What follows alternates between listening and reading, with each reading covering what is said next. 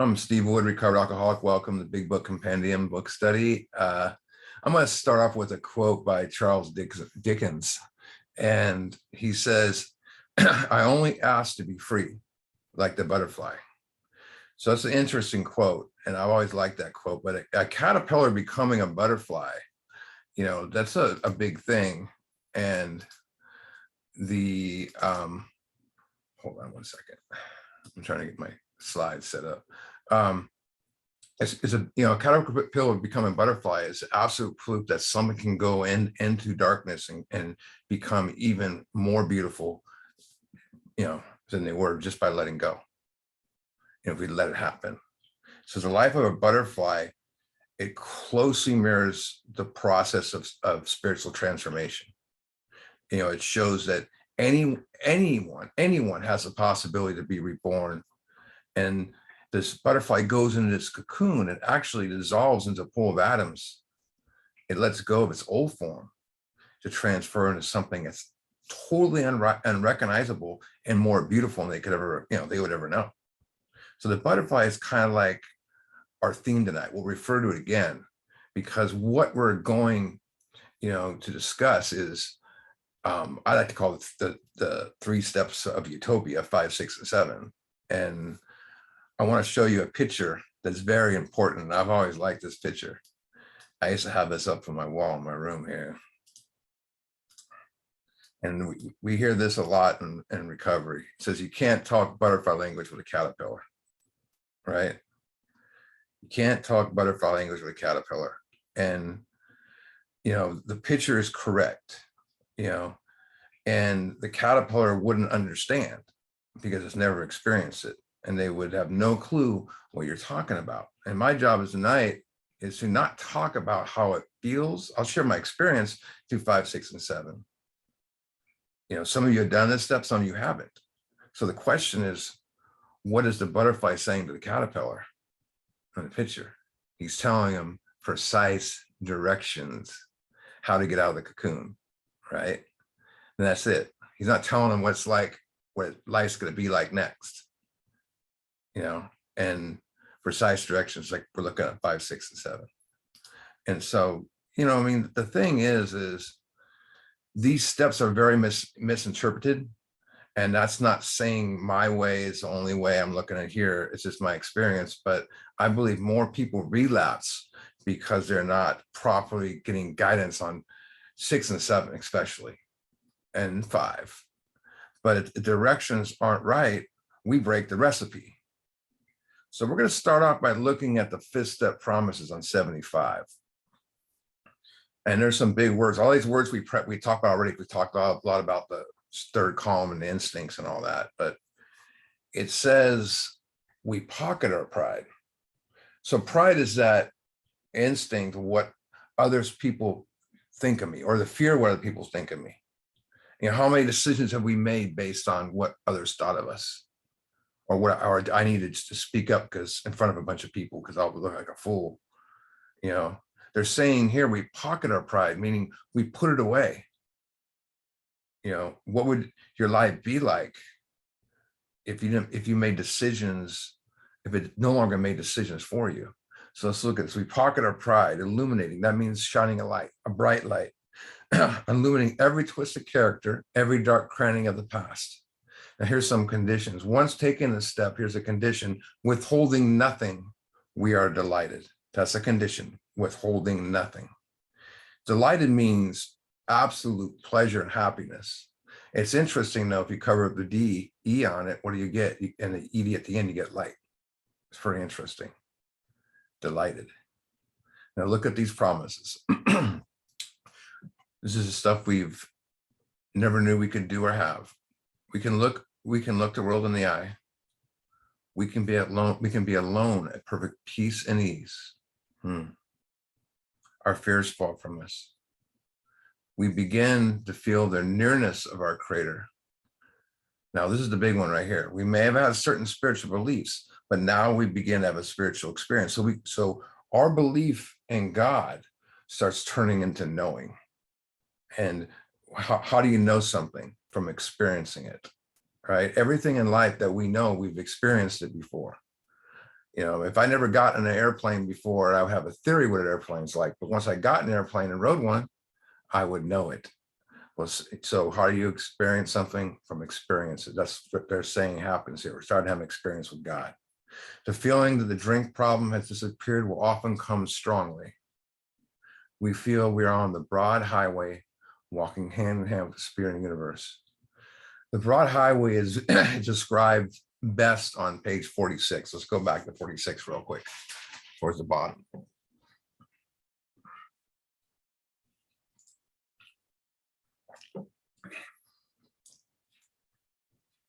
46, to us, the realm of the spirit is broad, roomy, all-inclusive, never exclusive or forbidding to those who earnestly seek.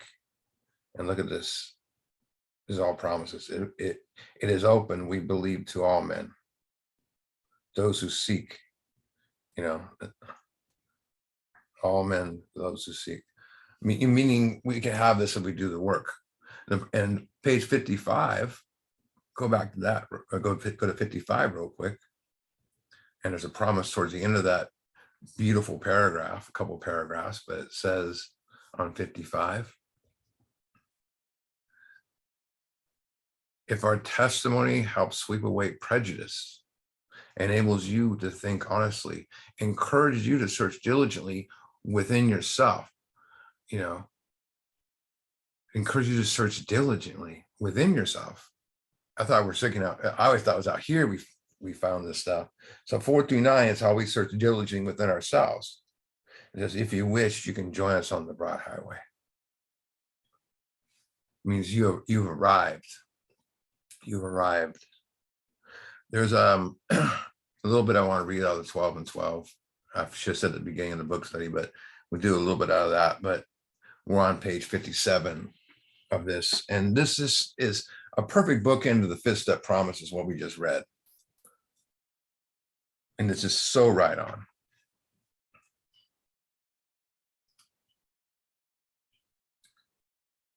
It says, what are we likely to receive from step 5? For one thing, we shall get rid of the terrible sense of isolation we've always had. Almost without exception, alcoholics are tortured by loneliness. Even before our drinking got bad and people began to cut us off, nearly all of us suffered the feeling that we didn't quite belong. And look at this part. Either we were shy, a lot of us, you know, that can be from fear, and dared not draw near others, or we were apt to be noisy goodfellows, craving attention and companionship, but never getting it, at least to our way of thinking, to our satisfaction, right? Remember, one of the things wrestles here with discontent, it gets intent, we're never satisfied. There was always a mysterious barrier we could never surmount nor understand. It was as if we were actors, he's talking about actors again, on the stage, suddenly realizing that we did not know a single line on our part. That's one reason we loved alcohol too well. Go to the next paragraph down. Look at this. This is so right on. When we reached AA for the first time in our lives, stood among people who seemed to understand the sense of belonging is immensely exciting. Now here's a warning, right? Because our social instincts being fulfilled, you know, the pride, the self-esteem and all that's feeling a little bit better. So we think the isolation problem has been solved. But look at this. So a lot of people go to AA and they don't want to do the work, and this is how they feel. But we soon discovered that while we weren't alone anymore in a social sense, we still suffered many of the old pangs of ancient apartness. It means I'm separated, or illusion separated. And look at this. So here's the condition. Until we talked with complete candor of our conflicts, that's step 5. And here, look at this part. This is the golden ticket. And had listened to someone else do the same thing with us, right? We still don't quite belong. Step 5 was the answer. It was the beginning of a true kinship with man and God. Anyone that's here to 5th step can vouch for that right there. It's as important to do your 5th step as it is to hear someone else's. When I think of that word kinship, I think of companionship, which I believe is a result of proper use of the social instinct. Companionship is when you feel a sense of closeness to people, you feel connected to others, compassion. And it says kinship with not just kinship with man, but kinship with God. I believe what he's saying there is connected to God. That's our goal. Our ideal is to be free. So our goal to attain to be free would be connecting to God. Remember I talked about ideals a few weeks ago, and with every ideal you have, there's a goal connected to it, so to reach it. And, once we're connected to God in 10, 11, 12, maybe making some old amends too, that keeps us there with God. And I think that is what they meant at the beginning of this chapter about having a new relationship with God, because this ain't nothing like the old one. It also says until we talk to complete candor of our conflicts, and that I think I broke that down already. As important to hear one as to do one. It's so right on.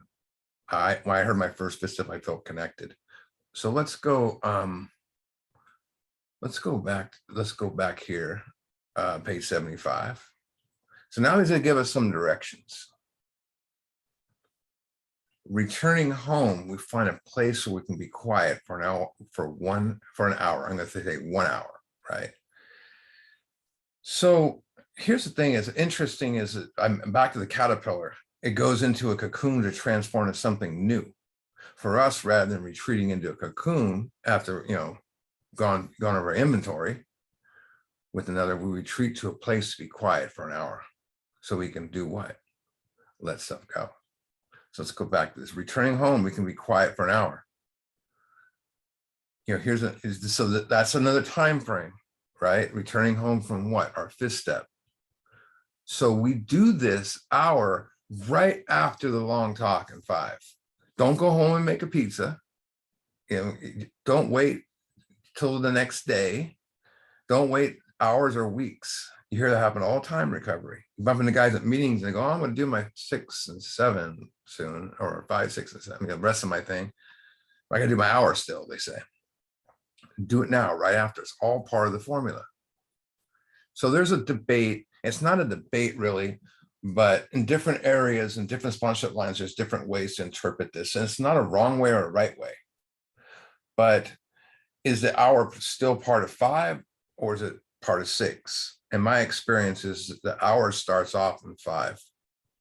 And when, following directions in this paragraph, there's questions, that we ask ourselves during the hour. And this paragraph ends with, the next page, it says, if we can answer those satisfactions, we look at 6. So if I answer those questions quick, I can go right to 6.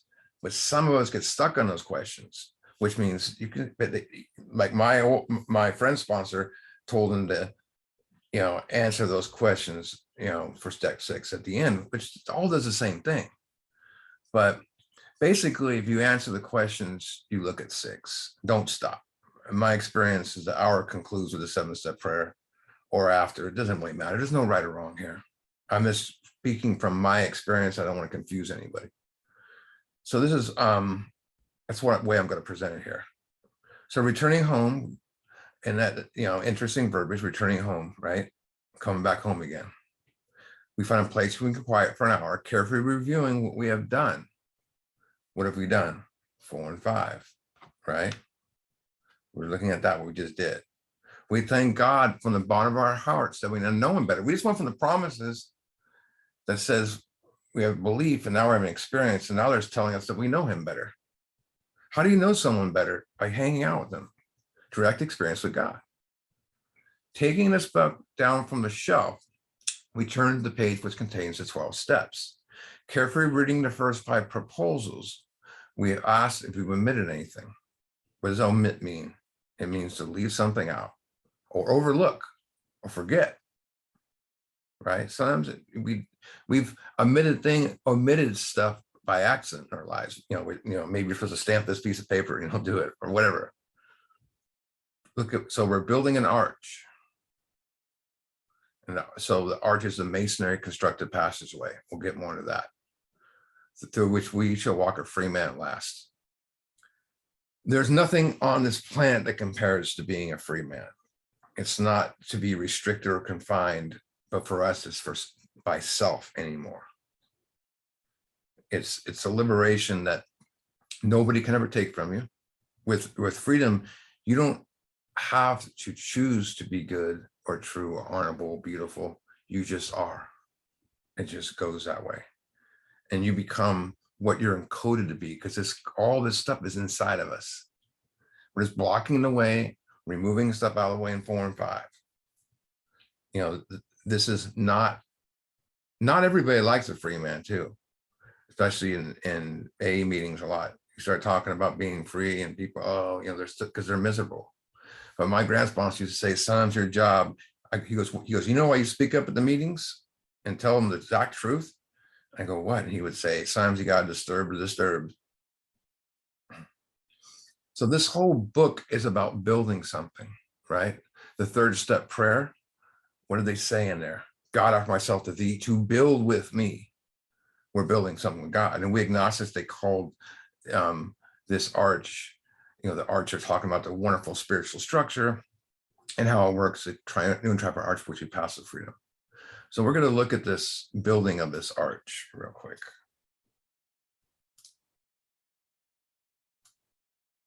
Oops.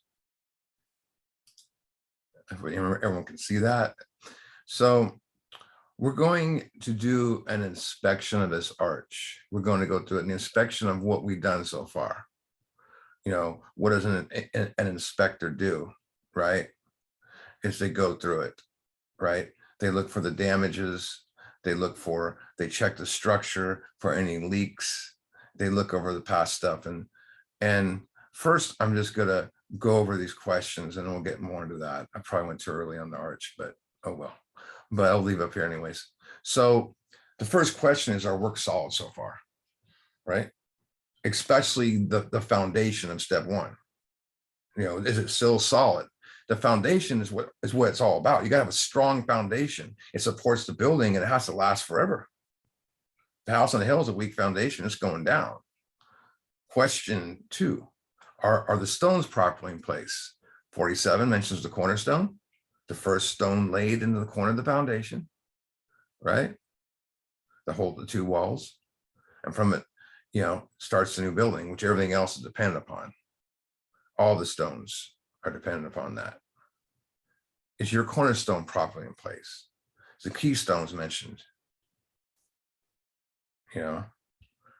So this is the foundation. This is the cornerstone, right? And the keystone is up on top. So we're building something, right? What happens if you remove the keystone? The whole thing falls over. Next question, have we skipped on the cement putting our foundation? Have we skipped on the cement? When it talks about cement in this book, if you know, it's like on 17, common problem, common solution, and all that. 49 is a common solution. You know what the common problem is? Have we left something out maybe we left something out too of the first 5 steps. We're looking at that. Have we tried to make mortar without sand? I remember my friend used to always say, go look at the ABCs for that question, you know. Now, I'm done doing this routine inspection of those stones, you know. Now it's time to tear out more, you know, to remove any damages in this arch, you know. And that's what I'm doing in 4 and 5. I'm observing it, I'm looking at it, right? And then I'm going to remove any damages that might be done. If there's a damage, I'm going to repair it in 8 and 9. From there, I can now maintain the arch in step 10 because I know how to do it. We just went over all those steps. And I can always look for cracks in the arch, step 11. And then most important is always, you know, helping others as a foundation stone of recovery. So you have a cornerstone, you have a foundation stone. And in 97, this is helping others as a foundation stone of your recovery. And it links the whole thing together. It's the last thing that truly stands it up, and it's got to be solid, both those. So, page 76. So if we answer those satisfaction, to our satisfaction, we look at step 6.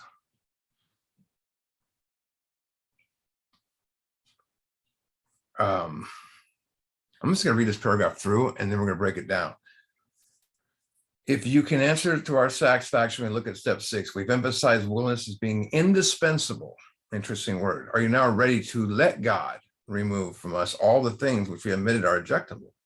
Can you now take them all, every one? If we still cling to something that we will not let go, we ask God to help us be willing, right?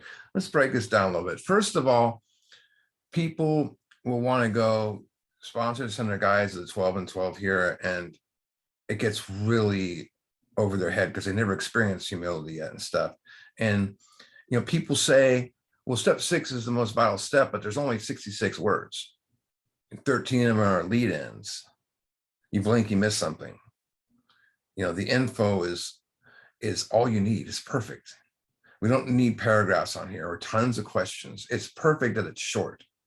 Again, does a butterfly need directions to become a butterfly? Not really. It just knows what it's doing. It's inside you. This is just helping you through it. So let's dissect that paragraph and really look at it. Because there's tons of, in my mind, this is the most important information of the book, because we've done all these steps for the ability to do step 6. If we can answer this question, we look at step 6. The question is from 75, right?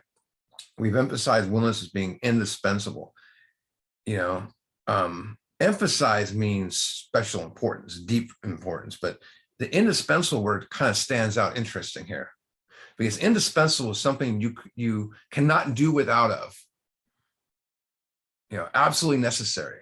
Interesting, because the opposite of indispensable would be dispensable, which is something you do not need anymore. You get rid of, kind of like what we're doing here. We're getting rid of stuff. Now, here's the most important question you'll ever answer in your life, I believe. Are you now ready to let God? We've seen that word let God in the sex inventory, to let God take you to better things. It's all about letting God.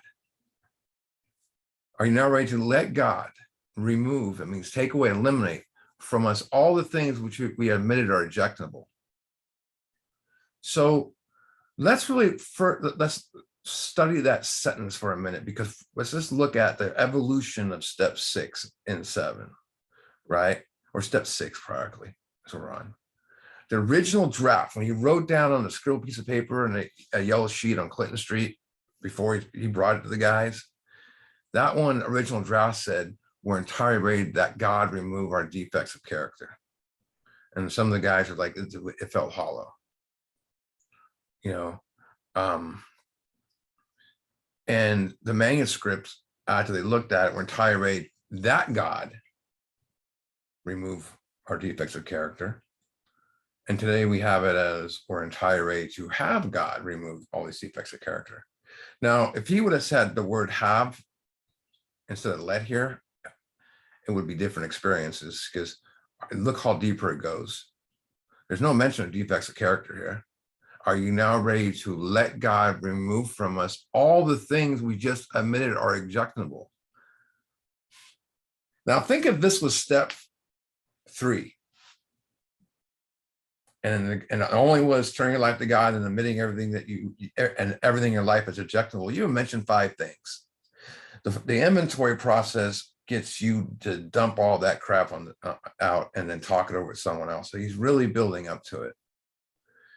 So, the step on the wall, the steps on the wall or page 60, it's way deeper here. It's not just me asking if I'm willing to get rid of defects. It's asking me if I'm willing to get rid of everything I admitted is objectionable. This is pretty deep. People think the most important word here is all, which I've done book studies before, like workshops where I go all the alls in the book, but the most important word here is let. Matter of fact, let is the most important word in the entire book, and probably one of the top 5 most important words in the spiritual language, because let means to allow or permit.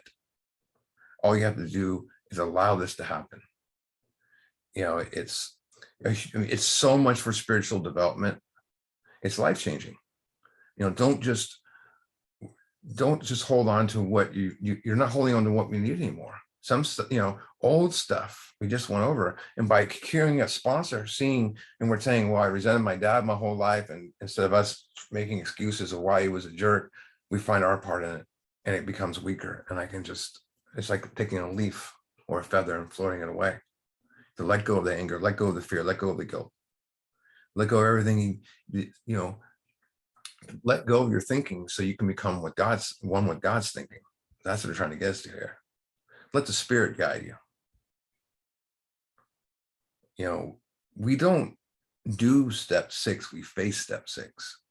And look at what the book says now. Can he now take them all? Everyone. Again, he's going deep on us. Everyone. He backs it up. So this must be important. They would say everything would be rejectable. And then look at this, he even goes more. Here's the 6-step prayer. If we still cling to something we will not let go, we ask God to help us be willing. Some of this stuff, such as resentment, we've pocketed for years. And we protected it. We protected what hurt us. And now we're let it go. So this brings me to a story about letting go. This is one of the coolest stories I've ever heard. So in Africa, one of the highest paying catches is, to capture a monkey, right?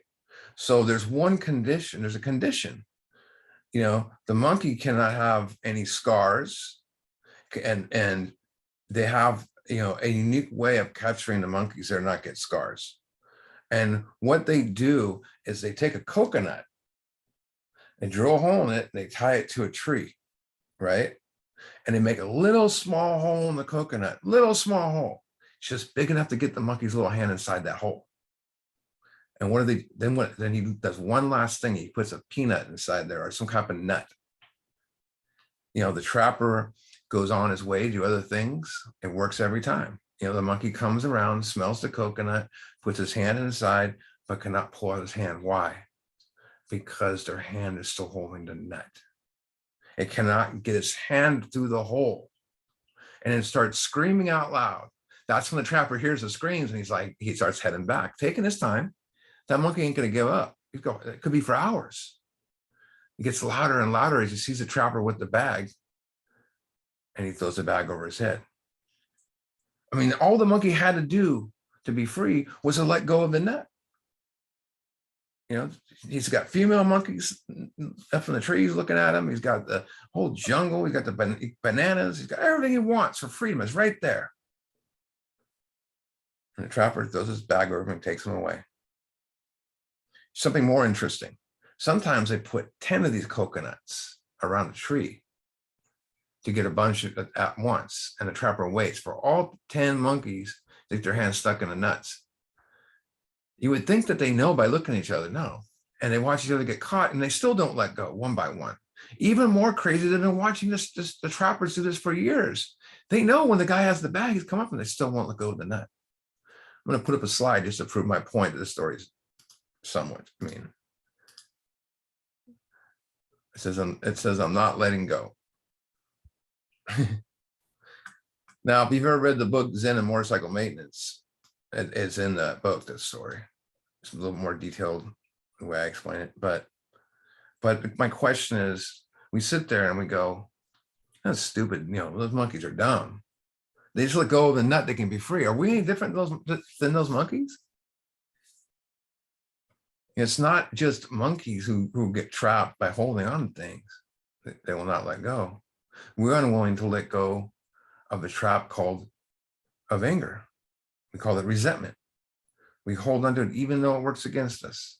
And just like that monkey, we see others making it. So you see why we have an hour? Because we might walk in there with our hand in that nut. And hopefully in some point in an hour by ourselves and reflecting on everything, we let go. All we have to do is let go. And letting go is about change. Why? So we can soar. It's like when they have the hot air balloon, what holds it down on the ground? a sandbag. And when they do the balloon to take off, they toss the sandbag out, the weight, and the thing flies. And another way to look at it is this represents my old resentments. And this represents a new way of life, right? Can I grab the new way of life? I got to put down the old resentment to grab what's new. And that's really what happens here. We must go deep as we did on step 4. Leave no stone unturned. It's kind of like if you took a basketball and you put it 3 feet underwater and let it go, it doesn't go very high. What happens if you take it at 80 feet, 100 feet down, 150 feet down, and let it go underwater? It's going to shoot up really high. It's about as far down as we're going here, and just like, back to the butterfly, just like the butterfly, we return to the outer world. We're very different, even unrecognizable to some people. We may not see it ourselves right away. We're brought back to life. We're rejoining life, that reborn and ready to fly, awaken, ready to make amends. I don't know about you, but when I let all that stuff go, I didn't want to make amends. My sponsor, my fist, I ain't making these amends. And he goes, all right, go do your hour. And I came out, I got to make these amends. We turn to something very different than we used to be. And that is the image and likeness of our creator. I did early on in here, I did the thing of the acorn, and how the acorn falls from the oak tree. It looks nothing like the oak tree, but it hits the ground and it knows what to get the right water, the right soil, and it turns and it grows in the image and likeness of its creator, all by following directions. And what happens when we do this stuff? People say, I want what he has, I want what she has. So I'm going to compare the first 5 steps to climbing a mountain. So what happened is I need to get to Freedomville. I got some business to take care of in Freedomville, I'm going to call it. So I'm going this long sabbatical walk to Freedomville, right? Now, what happens on my route there, I come to a mountain that's in the way. I can go around it. I could probably fly over it somehow, dig under it. I can ignore it, pretend it's not there. I can run away from it. I could turn and go back home. But to overcome the mountain, I got to climb over it. So that is my problem, the mountain, just like step 1. And I need to climb the mountain, just like step 2 tells me, you need to do these damn steps, you need to do these damn steps, and that's what happens. We need to do these steps. And that's what it's telling us. So that puts me in a decision to climb the mountain, to do these steps, hypothetically. So here's the thing. When does the climbing the mountain begin? When we first started, we don't know what we're doing. Just like when we first started our 4th step, we just told to do something. We start climbing the mountain and it's rough and we're getting scraped up. It's hard, it's agonizing. Oh, this, I'm not enjoying this at all, just like step 4. And then all of a sudden I start learning to climb and it gets smoother, just like step 5. So, when we get that around step 5, then I reach the peak, the summit, which is 6 and 7. You see, I did all those steps in order for the ability to be at that top, the summit. And 6 and 7 is not only the top, is the edge. And the only thing left to do is leap. And the big question is, when and how do I know when it's time to leap? And as I get closer to that edge, I see what's on the other side. And I realize that leaping off is a point of no return. Here's the condition. Before I leap, I must leave everything I brought to the top of that mountain. I must leave it there at the top. I can't take anything with me to this new life that I'm going to go find. And that's why I know this is real and not a game. And why was I going to Freedomville in the first place? Because I have amends to make. And so before I can enter there, I must do my 8 step list. I'm climbing down the mountain. I get down there and I make amends. So my trip must be over, right? No, I need to make the trip again and learn it again. Step 10, I study the meaning of it and get to and understand what I'm doing and the spiritual part of it. It's like step 11. And then I start taking people with me over the mountain. Now, here's the sad thing is most people, I don't say most, many in recovery never reach step 6 and 7 because they get distracted on the way up climbing the mountain. And some stay on the side, camped out for years. So the big question is, what is step 6 really about? It's about surrender. So there are 2 steps that involve surrender. Step 1, we're admitting defeat, we're surrendering to the conqueror. Many believe step 3 is surrender, but it's only a decision to abandon ourselves to this life. So what do we need to do to truly surrender is gather a bunch of information, tons of it, so we can surrender in step 6. It's about surrendering to God and giving up control, letting go and letting God. I can't, he can, I must let him. And that's the ultimate trust. And when I'm trusting God with my life and handing over to him, truly abandon myself to him. And when this surrender is genuine, that type of surrender is genuine, you don't know what's going to happen next. You don't know what's going to happen next. And you feel swept away and you say, why did I wait so long to do this? You know, because we hold on our old ways for so long, protected. You know, the movie The Wizard of Oz, there's a lot of, I mean, I could do a whole story about the steps in that movie, but anyway, I won't do that. But The Wizard of Oz is Dorothy learns the truth about the good witch, that the power to get back to Kansas had actually been with her right there within her reach the whole time. The shoes, the ruby shoes, where they were, the red shoes. And the scarecrow turned to the witch and angrily asked her why she held this critical information. Why didn't you tell her sooner? And the good witch laughed and stated, because she wouldn't have believed me. She needed to learn it for herself. You can't learn 6 by telling someone about it or studying about it, right? It must be experienced. Just like the caterpillar talk, you know, butterfly language, the caterpillar. It's only achieved by letting go. And then you realize it's what you've always had. What you think you have now is what you've always had. You know, the things that you gain is our worst wounds are no longer out here. We discover they were never out there to begin with. Our worst wounds are internally. And we stop bleeding, you find peace. 1 second, let it go. That will prepare you to the rocket ship. Spiritual enlightenment is never about gaining anything. The steps are not about gaining anything. They're about losing stuff. So I can be close to God. I can have oneness with God. Step 7, humbly ask him to remove our shortcomings.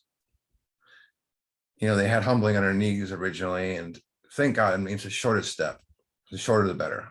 And you probably notice I talk a lot about 6 and not a lot about 7, because 7 is the easiest step, because we already done 6. It's just an affirmative prayer. All the magic is done in 6. And humble, but what does humbly mean? Humble means to be marked by meekness or modesty, as opposed to what? Arrogance and pride. So it's a new form. You know, so what I learned is humility is an action word. One must take action to achieve it. Every step has, what step doesn't have humility? We admit defeat. That you got to be humble to do that. Raise our hand the first time we go to a meeting, but then admit defeat to us, you know, in step 1. You know, knowing you need power, that takes humility. Making a decision to seek the power, humility. Doing inventory, humility. Admitting them to another, a lot of humility. Asking for the strength to let it go, humility. Making right with others. It's funny, we take all these steps to have with humility, and we wind up being humble and being pure humility. Then we take another through it. So humility gives us the ability to recognize our strengths and weaknesses and become modest, respectful, and most of all, teachable. I don't know about you, but I was not teachable. And most of all, it awakens our life to things we never experienced before. We thought we did, like love. I thought love was something we found out here. And here I had it tucked away. Kindness, compassion, happiness, self-control, you know. But it gives us the ability to not see ourselves as better than looking down on others. Instead, we recognize the qualities and talents of others. Plain and simple, humility is understanding who you are before God, whatever your God is. But it takes humility to see. It takes humility to see what stands between you and God. It takes the more to let it go. That's when we recognize that God has always been there with us. And we say, how blind I have been. I always crack up when people said, so I wish I would have found this God sooner, when I was younger. And I said, you know what? I wouldn't give up my past experience for anything, because I wouldn't have gone as deep at 31 as I did when I was 19 or 20. No way. One thing I got from humility in through 6 and 7 is I knew who I truly am. I'm not dumb nor smart. I'm not a winner or a loser. I'm not ugly, good looking, right or wrong, first or last, fast or slow. I'm just Steve. But most important, I know I'm not flawless nor the important object in this universe. It doesn't float around me anymore, even though I thought it did. And it showed me that I'm not a finite. I'm more than just a finite being. I'm an infinite being. What I love about the 7-step prayer is that God take all of me, good and bad. That part. I always thought I couldn't go to God unless I was good or perfect. Like so you show up for a job interview or something. I didn't have to be a good person to go to God. God knew I could. I was great to know I could bring my imperfections to God. It's kind of like the unconditional love thing, where there's love without conditions. It's not based on our worthiness to be loved, just love another. And that's what you get from this. But it says, when ready, we say something like this: my creator, I am now willing, I am now ready, that you should have all of me, not some, all of me, good and bad. I pray that you now remove from me, there's that word remove again, every single defective character which stands in the way of my usefulness to you and my fellows. Grant me strength. So he throws an extra thing in there. Grant me strength as I go out from here to do your bidding. I'm going to go out and do God's work now. Amen. We completed step 7. Step 7 prayer just completes the 3rd step prayer. That's why the 7-step prayer is amen and 3rd step prayer does not. So in essence, from 3 to 7, it's just one long prayer. It's about praying with your feet. You ever heard the term praying with your feet? You pray for something, your feet better start hitting the ground. My grandma used to say, if you pray for potatoes, you better start digging. Remember the prayer, and all prayer involves response and action. Page 84 says we entered the world of the spirit. I'm going to go back to the broad highway thing for a minute. The world of the spirit, and this is kind of the way Sandy Beach used to explain it. The world of the spirit's an open door. Anyone can enter, but there's one condition: you have to leave your shit at the door. You cannot bring your world into this new world of the spirit, your old world. That's why many don't want to enter, because they want to bring their old world into it. They want to hold on to certain things and sneak them in, and it doesn't work that way. We must trust God and leave our stuff at the door. And you either enter or you don't. There's no middle. Another thing is, we all heard the old saying, there's a light at the end of the tunnel, meaning hope is near, right? But after waiting and waiting and waiting for years, for the light, we believe that the light's an illusion. In step 6, we discovered something. The light was never an illusion. The tunnel was the illusion the whole time. All along, it's always was and has been. Every walls we built an illusion. The light was never the illusion, but the walls make us think it's an illusion. Follow the light.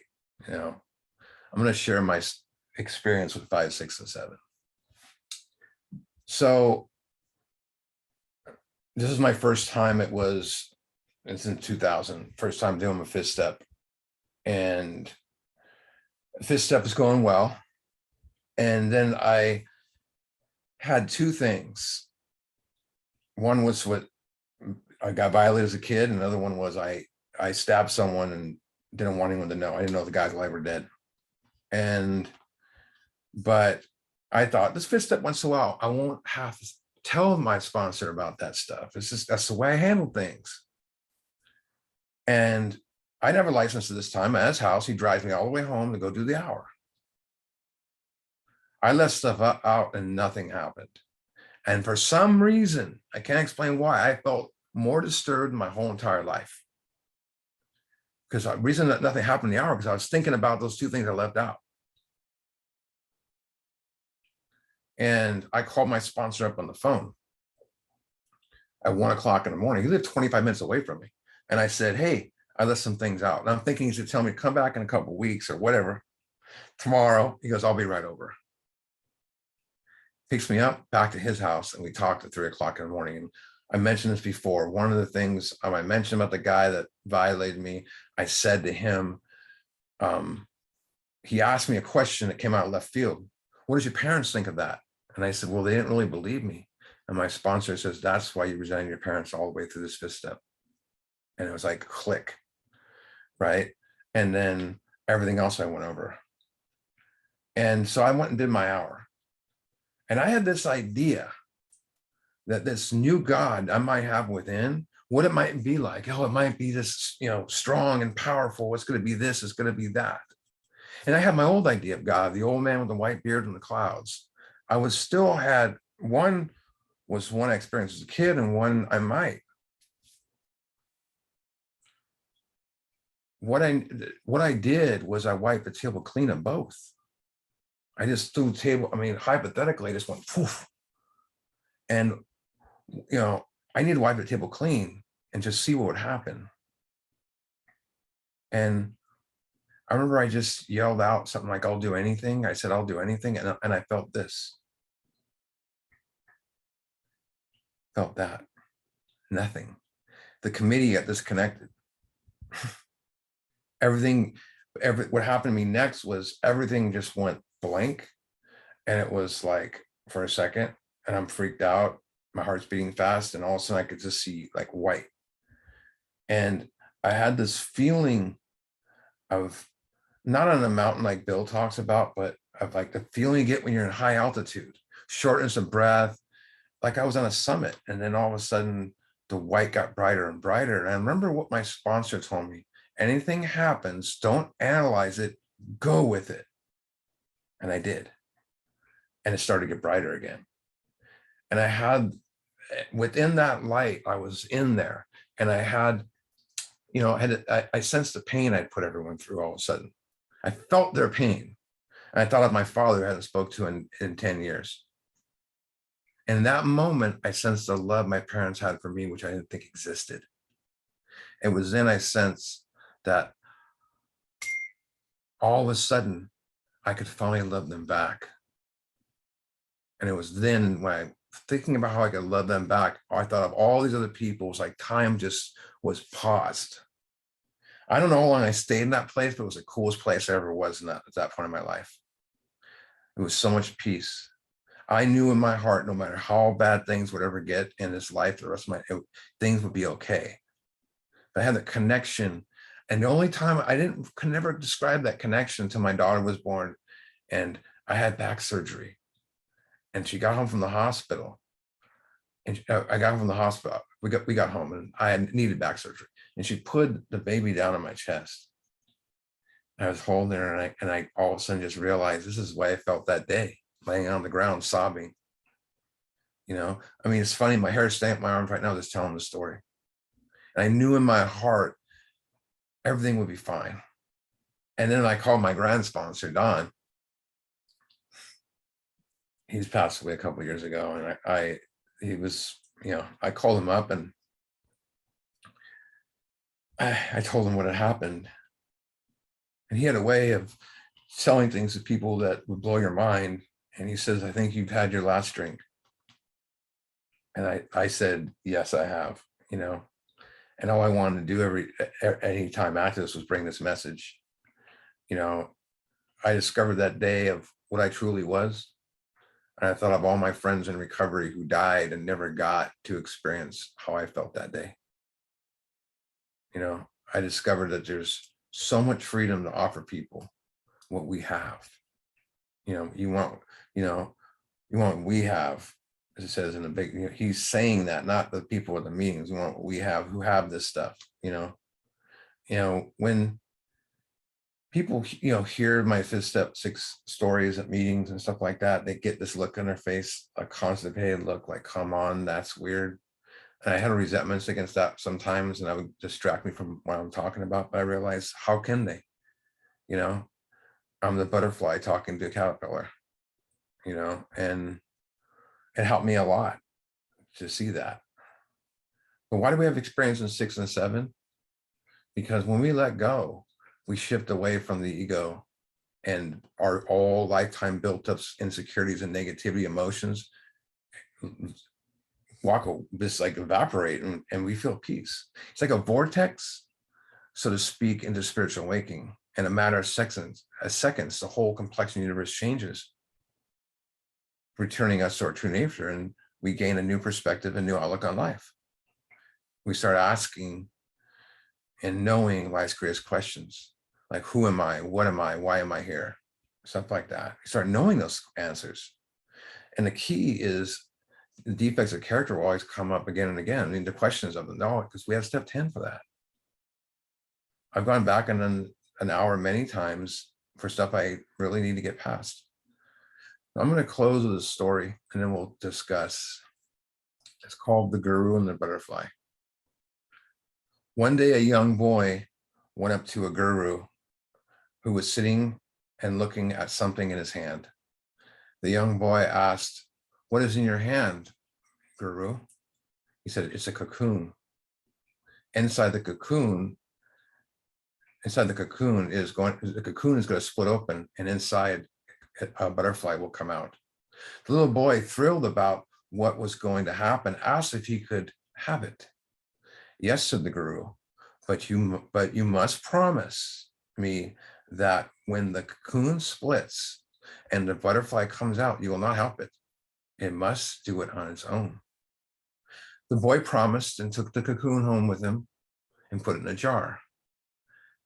When he woke up the next day, he watched the cocoon, and he began to vibrate and move very, very quickly. Finally, the cocoon split open. The butterfly, damp and wet, started to come out, frantically beating its wings against the cocoon, struggling. It looked like it couldn't break free. It looked desperate. So the little boy, concerned, desperately wanted help. He took scissors and cut the rest of the cocoon open. The butterfly, rolled out from the cocoon. It had a swollen body and was small, shivering its wings. He continued to watch the butterfly, expecting at any moment the wings would pop out and enlarge. Instead, it fell to the ground dead. With tears in his eyes, the little boy picked up the dead butterfly and went back to the guru. He showed it to him. The guru said, "You cut the cocoon open, didn't you?" "Yes, I did," said the boy. The guru asked, said, "Okay, do you understand? You did not understand what you were doing. When a butterfly comes out of the cocoon, the only way you can straighten its wings is beating them against the cocoon. It's supposed to struggle. It needs to be to get beat up again and again to get out of the cocoon, so its muscles can grow stronger. The struggle to emerge from the cocoon straighten the butterfly's wings. Without the struggle, the butterfly would never fly. And when you helped it, you prevented it from developing the muscles to survive." The message in this story is struggle was a part of the butterfly's needed, in order to fly. Without the struggle, the butterfly was designed. Without that struggle, the butterfly will die. As sponsors, when you sponsor someone in doing 6 and 7, let them struggle and figure it out what's supposed to happen. Give them the experience. Just because they say nothing happened afterwards doesn't mean that nothing happened. I've had guys come up to me and they're like, "No, nothing happened." They're smiling and crying. And like, "I don't feel any different." They're processing it. Does not mean we need to explain to them what happened either and tell them. That would be like cutting open the cocoon, right? They need to get this and survive. For some, having a new experience is a struggle. We can't make people convince people. We can give them the directions in the book. 6 and 7 is his directions, and share our experiences. Let them become strong enough to fly. Someone ever told us, here's what's going to happen. Could you fly? So our job is to not do the work for others. But keep in mind that the struggle with God here is important to anyone's growth. Matter of fact, struggle is how we develop the ability to fly ourselves. Always remember that the butterfly's job, being the wings against there, is it's so they can soar, right? The inability to let go, for one to let go in 6 is like saying, keeping us captive in a cave, and 6 is about getting out of that cave so we can fly. Just like that's our cocoon, so to speak. Before we can live, we have to remember part of us must die to move forward, and we must let stuff go. Let go of what no longer serves you. Let go of what's hurting you. Let go of your grudges. Let go of the need to be right all the time. Let go of preconceived ideas. Let go of getting the last word in. Let go of what limits you. Right? I heard a guy say, how do you beat your limits? You exceed them. Let go of the fact there's no way to change the past. All that stuff. Let go of lifelong belief systems. We let go of it all at once. Let go and surrender. When we let go a part of this, we let go of part of this world, but we gain the universe. That's the thing. All of us know these words. If you give a person a fish to eat for a day, right? If you teach a person a fish to eat for a lifetime, are you tired of eating fish once a day? Before I did, 6 and 7 correctly, before I did it, it was all about going to meetings and more meetings and eating fish. 6 and 7 showed me how to fish, and 6 and 7 it was a game changer. It's like, every breathing moment is a chance to let things go. Every moment is a chance to reinvent yourself. Know that. Just know that.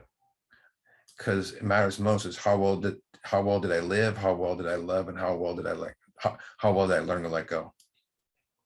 And when you learn to live, it will be your time, just like the butterfly. Like I said before, nothing compares to being free. So the question is never whether or not you should let go, it's how free do you want to be. I'm going to stop the recording, wherever that went.